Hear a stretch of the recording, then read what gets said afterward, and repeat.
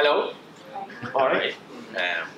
My name is Paddy Delaney, and I'm first and foremost, I'm delighted to be here with you all this morning. Beautiful day, sun shining in. What would be wrong? Knowing Paddy, I'm sure he has whipped you all into a frenzy of anticipation for this morning's event. Would that be fair to say? Yeah. Yes, absolutely. So high expectations. You're expecting a life-changing conversation this morning. Is that pretty much accurate? Pretty much, yeah. Okay. Well, I can assure you that is spot on. This is going to change your life. Okay, maybe a slight stretch, right? And our industry, financial services, would be maybe known for making some empty promises and over-promises from time to time. And that's just a fact, right? So what I am hoping to do with you is to share some pretty simple principles around budgeting. And we'll try and get a bit of interaction in terms of what do you interpret budgeting to mean, right? So it can mean different things for different people. So rather than me standing here and hocking on for 20 minutes about budgeting and what I perceive budgeting to be, I'd love to get your take on what you see budgeting as, so I'd invite you to participate in that. There's pen and paper out for everybody. We'll actually do one or two little exercises, personal exercises, just to try and make all of this as practical as possible, all right? So if I was sitting where you're sitting, I'd probably be saying, who is this guy? What does he know? And what has he done? So it's not something that I love to do, but I'll tell you a little bit about my background purely from a credibility and trust perspective, hopefully. So I'm in financial services 12 years now. 12 years very recently, and when I said 12 years the other day to a group, I was pretty shocked that I'm 12 years at this. This is you, but you look like you're only out of the leaving cert. I know, but I am 12 years doing this.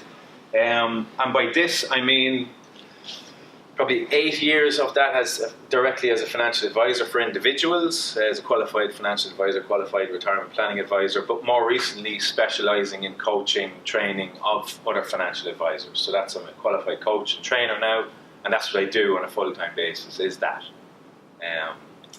And a bit of a major hobby of mine at the moment is the Informed Decisions Financial Planning podcast and blog, which is something that I've done in my own spare time, not generating any income from that, and that's to try and get the message out to people about managing money, common sense around financial planning, the products, the do's, the don'ts. And that's just to put some unbiased information out there, so I'd be delighted if you could check that out. But that's where I'm coming from with this. So I said I'm going to share 3 simple principles today. We've 20 minutes or so it's going to be pretty high level, but I really do firmly believe in taking a step back from the cold face of money and just thinking about it slightly differently. So while some of you might be here to find out about the latest and greatest technologies around, you need a budget app and all these sort of fantastic tools, I'm going to invite you to just try and think a little bit differently around budgeting, okay? So with that in mind, is budgeting made easier? And I was very deliberate about not saying budgeting made easy. It's just trying to simplify it a little bit, okay? So, what is that? Does everybody know what that is? It's a Bakelite telephone. Okay, so it's traditional, it's old, much like budgeting. Has been around forever. But what does it mean, right? So, what does budgeting mean to you? When it comes to personal finance, as opposed to work, some of you might work in finance area, budgeting can mean something different. But from a personal perspective, what does budgeting mean to you? Can I get a couple of thoughts on what budgeting means? Making sure you have your plans laid out such as pay your monthly bills. Okay. And hopefully having something left over for yourself. Okay. To save or to Both. enjoy? Both. Okay. Yeah, great. So plan, monthly, short-term focus. Yeah? Plus long term. Plus long-term. Okay, so there's a bit of a catch-all there. Okay, any other thoughts on what budgeting means to you? Knowing what you have, knowing where you want to go. Okay, knowing what you have and knowing where you want to go. Excellent. When somebody says budgeting, so Paddy put on the Facebook thing about we're going to talk about budgeting, did you go, wow, love it. I love budgeting. It is my favourite thing to do. Does anybody say that? Probably not, right? So budgeting isn't that sexy, okay? But it is a core part of managing our finances and ensuring we can get to where we want to go, that we have enough money to pay our monthly bills that we have a plan. All right? So with that in mind, I'm going to share with you, as we said, 3 principles. Principle 1 is money. So as I said, take a step back for a second here. There are only 3 things that you can actually do with money. And they're on the screen there. When you boil it down, you either spend it, you save it, or you give it away. There's nothing else that you can do with money. And I said, I'm on a mission here to simplify this stuff. Taking a step back, those are the 3 things you can do with money. That makes sense? Yeah. Hold water for people? Alright.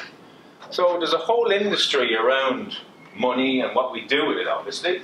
And a big part of that industry is around how we spend it, and companies trying to get us to spend our money, and we do that, and that's what we need to do.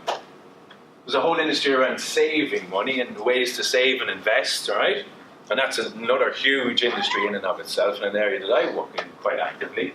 And then there's another thing you can do with money, which is actually give it away. So that's donate it to family members, donate it to charity, give it to causes. Alright? So there are 3 things that you can do with money. What I'm going to invite you to do is just to reflect for a second individually, right? And that's what the paper is for.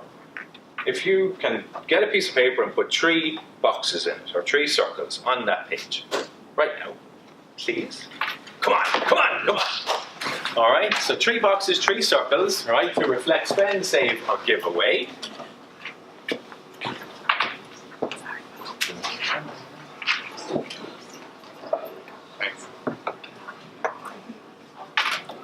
Okay, so 3 boxes, and then I said individually, so if you can do this whatever way, if you need to, it's like when you're back in school to cover your page or whatever it is you need to do. But if you can reflect on your own habits, what percentage of your monthly income, net income, so what, you paid monthly? Yeah. Yeah, okay. So what percentage of your monthly income goes on spending? What percentage goes on saving? And what percentage goes on giving away? This might make you feel. We're not going to ask anybody to share this, by the way. Okay, so this is an individual thing. What percentage goes on spend? What percentage on save? And what percentage on give away?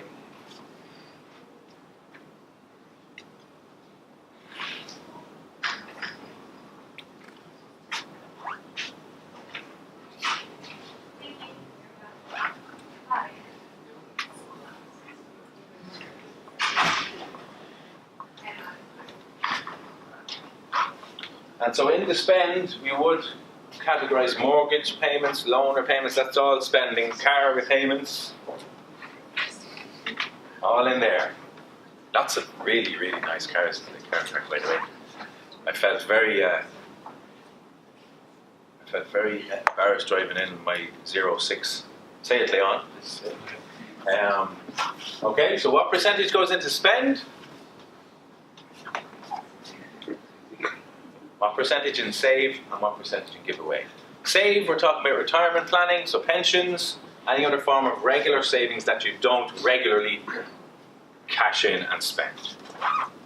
So does everybody get a chance to reflect on that and have a ballpark stab on what percentage you're doing what in, yeah? Any thoughts, and I said without sharing any specifics, any thoughts on that little exercise in terms of where your percentages lie? Spend is very high. Spend is high, yeah, absolutely. And that's often the case, okay? And the spend will be higher for some people than it will be for other people. And sometimes some of those things are somewhat out of our control in terms of if we're in mortgages that are, using up a high percentage of our disposable income, such as 30-40%, then that's obviously going to drive that quite high. If you don't have a mortgage, then that could potentially be lower, providing you're saving it, obviously. And some people would be here today saying, I want to spend less. Some people would be here today saying, I want to save more. And that's just a way of thinking about it. And some people would be saying, I want to give more away. I'm not sure how many there are that want to give more away. But it can be a good thing to do, as we all probably understand. So the purpose of that exercise was for you to identify where your focus needs to be, or where you want your focus to be. So hopefully everybody has established some sense around that. Yeah? You happy? You happy to move on? Okay, so that's the first principle. Any questions at this point? No? Can I get a show of hands as to who would like to save more? Okay, so good 90% of us or so want to save more. Why do we want to save more? Planning for the future? Planning for the future, yeah. Planning for the future, be it provide for kids or retirement or whatever, big life events? Yeah? Okay. What's a reasonable proportion to save, do you think? Great question. What would you say? I tend to think between 20 and 30%. Okay. So what's a reasonable amount? Is It's different for everybody. Absolutely. You can't retire on a comfortable yes. way. Yeah. So when you're talking about retirement planning specifically, again, it depends on your age and what age you might have started contributing. But if you can contribute, if you're in your 30s, which you clearly are, if you can contribute in the region of 20% of your gross, which netted down would be 10 to 15% after tax relief, then you're on a pretty good track. But again, that's a very general term. So saving more can result in this. What does that scream out to you? Pride. Fantastic, right? That is what that's meant to be. Pride. Okay, so surveys have shown that saving more, yes, it will help us plan for the future, but what it actually gives us is the emotional feelings of pride that 90% of the survey respondents, and it was a pretty large survey in the US, as all these surveys seem to be, 90% of the respondents got a real sense of pride in knowing that they were saving for the future, knowing that, and 90% of them had a real sense of peace of mind and preparedness. So money doesn't necessarily buy happiness, but saving more makes us feel good. And that's a fact according to surveys that have been done. So if anyone here is saving regularly, I'm sure you can testify to the fact that, it actually feels good to know that I'm preparing. Whether it's in a retirement savings plan, pension, a regular savings plan in the credit union or the bank account or the post office, wherever it is, if you are doing that, if you feel that you are saving an appropriate amount, then it makes us feel good. It's not the fact that we have more money, it's the feeling that we get. And that's what I'm really interested in all of this space, in financial planning and personal finance, is the behavioural and the mindset aspect of it. It's not just the products. Products are the products, right? No matter which company you go with, the products are generally the same. It's the behavioural side of it and why we do things that is really, really interesting. So if you can save more, it will make you feel better. So with that in mind, let's focus on principle 2, which is budget your savings. So it's like the nice sort of child toy alphabet here. So again, this is about keeping it really simple. So budgeting, as a lot of you will testify, and I would sure agree, is about reducing what you're spending, yeah? So I think I heard somebody down at the coffee machine earlier on talk about buying less shoes or something to this effect, right? In jest, right? But that's the connotations we think of when we think about budgeting. When we're in a work environment, we think about budgeting, it's about cutting costs, it's about cutting staff, it's about, having to pay for the coffee ourselves or whatever the friggin' hell it might be, right? It's about cutting costs. I would recommend that you flip that completely. Budget your savings. Budget your savings. So what do I mean by that? Focus on achieving X percentage into savings, as opposed to worrying about spending less. If you save more, by default, you will have less to spend. So flip it. Budget your savings. How do you think you could do that?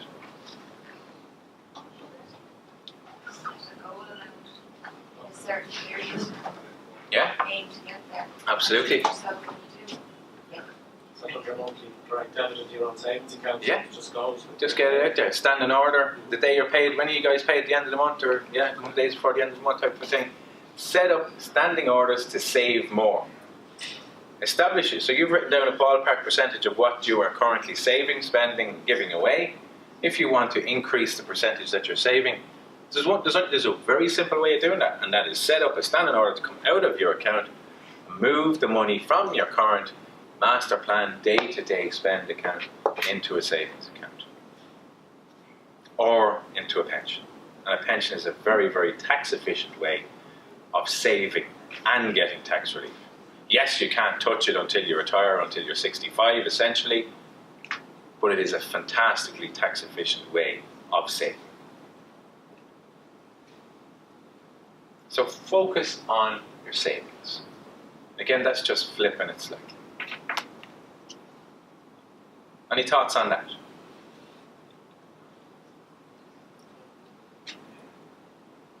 Is it doable? Yeah. Yeah. The hardest part about doing it is actually making yourself do it. Right? So if you go back to your banking online to see, or right now, go back to your banking online as soon as you go back to your desk, if that's permissible, obviously, and do that. But that's the hardest part of doing it, is actually making yourself do it. Once you do it, then you'll feel good about it, and you will put up with it. All right? And it's based on the ethos of spend what you have left after saving, not save what you have left after spending, which is traditionally what we do. We get paid, we spend. If there is anything left in the couple of days before we're paid again, geez, I've spared money this month, I might save that. That's asking for trouble.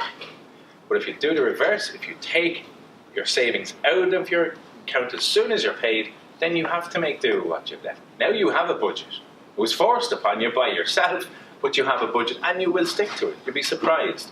95% of the people that I discuss this with who try it come back to me in a couple of months and say, you know what, actually this is great. I'm making do. Yeah, I'm having to cut back on the coffee or the shoes or whatever it might be, but you know what, I'm happy with that. I can see my account building up over here. And that feels good. It's a very, very simple concept. And I would invite you to think about that. Okay. Actually, that reminds me. On a slightly different topic, I was at a health and well-being chat, and I'm sure you've had health and well-being chats here in the conversation corners or speakers corners before. And this guy who came over from the UK, fantastic, Dr. Brifa, B-R-I-F-F-A was his name. He has a website and all that sort of stuff. I'm sure there's some useful things there. But it's the same concept as he shared with us that day. It's about, we all set an alarm, or how do we get up in the morning? Most of us. What wakes us up? Alarm clock. Okay, absolutely. Kids, yeah, absolutely. I was the same myself this morning, 5:30. So we set an alarm to get up in the morning. How many of us set an alarm clock to remind us to go to bed at night? None of us, right? But it's again a really, really useful way. Just flipping the idea. If we want more sleep, we give out about getting woken up in the morning or having to get up early in the morning, but yet we insist on sitting on the couch watching Netflix until midnight.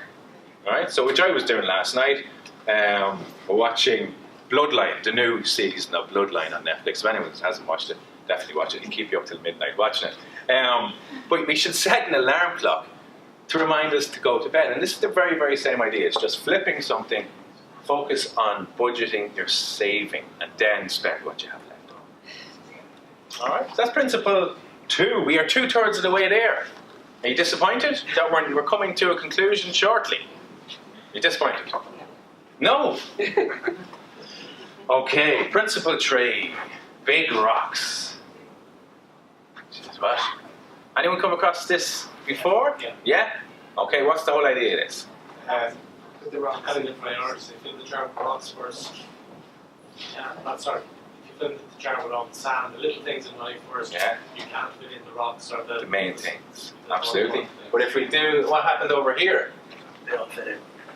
But so the same amount of material in this jar as in this jar. Put the rocks in first and then put the sand in. Okay, so the big rocks represent priorities.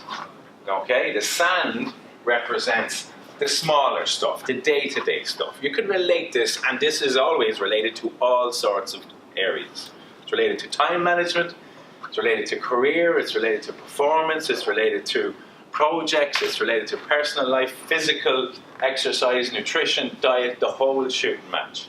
But because it's a solid principle, focus on getting your priorities, which are your big rocks, into the jar first, then worry about the sand, the smaller stuff. The very same is true of budgeting. If you're looking at what you are spending there, what are your big rocks in your spend? So, for a lot of us, it could be mortgage, it could be rent, it could be childcare, it could be food, it could be cars.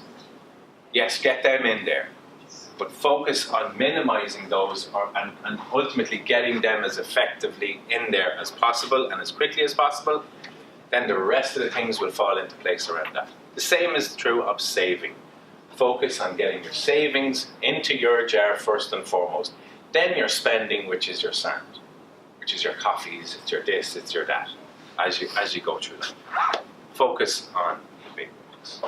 Okay, so that's the final print. On that, there's one sort of corollary to that. Yeah. From things I've seen on the past is that the professor who did this picked up a bottle of beer, then poured it in on top of the sand, which flipped through the sand. There's always There's always room. Done everything else. There's always time for a beer, all space for a beer. I like that one. Absolutely. Okay. So this was mentioned earlier on. A goal without a plan is just a wish. Okay? So if you have goal around saving more, spending less, or giving away more, you need to have some sort of a plan. Okay? And a lot of us can do this stuff on our own. And you know, there's budgeting tools, you need a budget, and the banks have started to do, you know, categorize where your spendings are going, all that sort of good stuff. There's lots and lots of tools to help us. Yeah, and that's useful.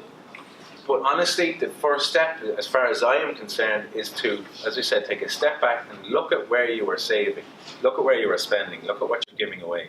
And the easiest way to do that is just a very simple Excel, or just jot these things down. Where are we spending our money? And yes, if you have a family and there's wife and there's kids and there's all sorts going on, there's a bit of work in that and figuring all of that out in terms of where is our money actually bloody going, because there's so many different things going on. But if this matters to you, then it's surely worth the investment of a couple of hours to figure that stuff out and to say, right, what are our priorities here? And that's what financial planning is ultimately about. What are our priorities in life, and you know, how do we need money to support us to achieve those things? What do we need to do around that? Let's create a plan. So that's what I mean. So if you have a goal, sit down and figure out what your plan is. So financial planners, financial advisors can be useful in helping you do that. But I said a lot of us can do this on our own. That's ultimately a wrap. Thank you very, very much indeed for having me. I'll be hanging around for a couple of questions. But also, I'm conscious that it can be difficult to ask questions in front of a group. So if anyone does want to get in touch, help@informeddecisions.ie is my email address. I'd be delighted to help anybody out, no obligation at all. As I said, the podcast is there. What a photo, what a guy. And that's the website, informeddecisions.ie. I'd be delighted if you check it out. And as I said, this information is here for people to use and hopefully get some benefit from. So thanks a million for having me. Thanks, Paddy.